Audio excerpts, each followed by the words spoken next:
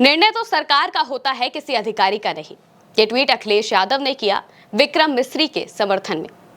दोस्तों, भारत और पाकिस्तान के बीच जब तनाव की स्थिति बनी हुई थी, उसके बाद सीज फायर का ऐलान हुआ और जब से ऑपरेशन सिंदूर किया गया, उसके बाद से लगातार सेना या फिर भारतीय सरकार के जो भी रिप्रेजेंटेटिव है, उसमें सिर्फ और सिर्फ विक्रम मिस्री, कर्नल सोफिया कुरैशी और विंग कमांडर व्योमिका सिंह सामने आई थी। विक्रम मिस्री वो एक शख्स थे जिन्होंने सारी बातें जनता के सामने रखी, प्रेस ब्रीफिंग करते रहे, उन्हें सारी बातें बताई।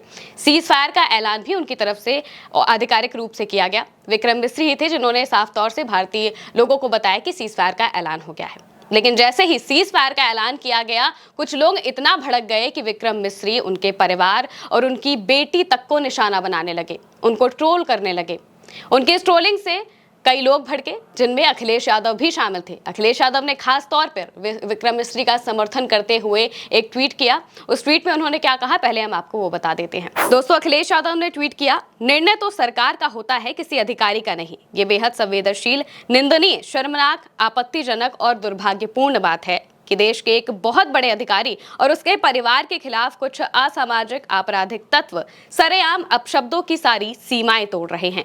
लेकिन उनके मान सम्मान की रक्षा के लिए ना तो भाजपा सरकार, ना ही उनका कोई मंत्री सामने आकर ऐसी अवांछित पोस्ट करने वालों के खिलाफ किसी कार्रवाई की बात कर रहा है। ऐसी पोस्ट और बयानों से दिन रात एक करके देश के लिए समर्पित रहने वाले सत्यनिष्ठ अधिकारियों का मनोबल टूटता है। कहीं ऐसा तो नहीं कि भाजपा सरकार अपनी नाकामी और नाकामयाबी के लिए किसी और की ओर ध्यान भटकाकर खुद बचना चाह रही है। भाजपा सरकार से हमारी खुली मांग है कि इन सबकी तुरंत गहरी जांच हो और इनके सोशल मीडिया अकाउंट्स और बैंक खाते से लेकर ई पेमेंट के सभी अकाउंट्स का पूरा ब्यौरा निकाला जाए। आज ही, तुरंत, तत्काल, अभी ही ईडी, सीबीआई, साइबर सिक्योरिटी और अन्य जांच एजेंसियों को असली काम पर लगाया जाए और पता किया जाए कि इनके पीछे कौन सी ताकतें काम कर रही हैं और ये राष्ट्र विरोधी लोग किस विदेशी ताकतों से पैसा लेकर देश में अमन, चैन, शांति को भंग करना चाह रहे हैं। जो भाजपा सरकार बात बात पर देश की सुरक्षा की आशंका के नाम पर प्रतिष्ठित यूट्यूब चैनल्स को बंद कर देती है, वो ऐसे लोगों के बारे में क्यों चुप है? अगर ये सब भाजपा की रजामंदी से नहीं हो रहा है तो ये और भी गंभीर मसला है और देश की आंतरिक सुरक्षा के लिए अत्यंत खतरनाक बात भी है, क्योंकि ऐसे तत्व देश के अंदर बैठे और भाजपा सरकार उनका कुछ भी नहीं बिगाड़ पा रही है। इसके आगे उन्होंने लिखा, ये वही लोग हैं जो किसी के भी खिलाफ सरेआम जहरीली बातें लिखते हैं, लेकिन उनका बाल भी बाका नहीं होता।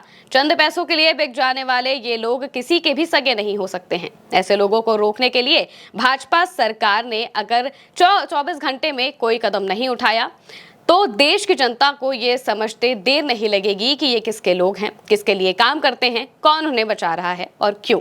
भाजपा की चुप्पी उसकी संलिप्तता मानी जाएगी। दोस्तों, अखिलेश यादव ने साफ तौर से इस मुद्दे को लेकर कहा कि भाजपा अगर इस मुद्दे पर चुप रहती है तो इसमें उसकी संलिप्तता मान ली जाएगी। दोस्तों, जब सीज फायर का ऐलान हुआ तो विक्रम मिस्री को कई लोग ट्रोल करने लगे। वो इस चीज से इतना परेशान हो गए कि उन्होंने अपना पर्सनल सोशल मीडिया अकाउंट भी एक तरीके से प्राइवेट कर दिया।